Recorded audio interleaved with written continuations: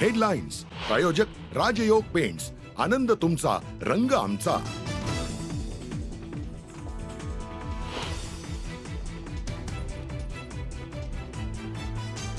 पहलगाम हल्ल्यानंतर भारताचा पाकिस्तानला दणका, पाकिस्तानी नागरिकांचा व्हिसा बंद, अटारी वाघा बॉर्डर 1 मे पर्यंत बंद, सिंधू जल कराराला स्थगिती, परराष्ट्र मंत्रालयाची पत्रकार परिषदेत घोषणा।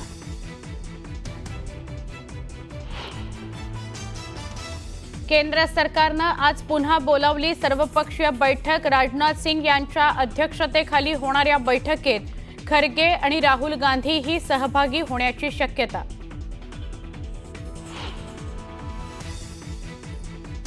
संतोष जगदाळे आणि कौस्तुभ गणबोटे यांचं पार्थिव पुण्यात दाखल, थोड्याच वेळात होणार पार्थिवावर अंत्यसंस्कार, कुटुंबाला अश्रू अनावर।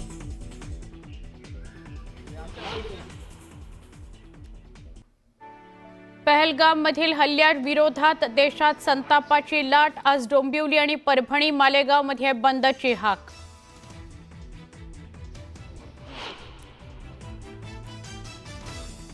विमान कंपन्यांचा मनमानी कारभार सुरूच, काश्मीरमध्ये अडकलेल्या पर्यटकांकडून जास्तीचं भाडं आकारणी, तिकीट दरात 4 ते 5 पटीनं वाढ।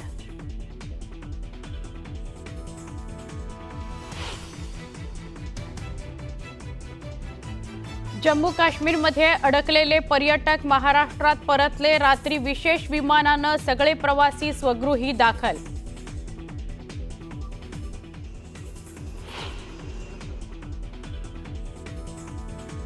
पहलगाम हल्ल्यामुळे काश्मीरच्या अर्थव्यवस्थेला फटका, 90% पर्यटकांकडून हॉटेल्सचं बुकिंग रद्द, हल्ल्याचा पर्यटनावर दीर्घकालीन परिणाम होण्याची शक्यता।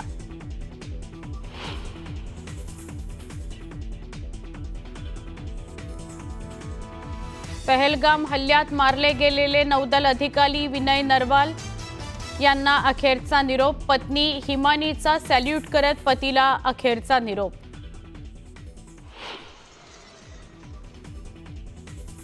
पहलगाममधील हल्ल्यानंतर NIA कडून तपास सुरू, तपास यंत्रणा आज घटनास्थळी जाऊन करू शकतात सीन रिक्रिएशन।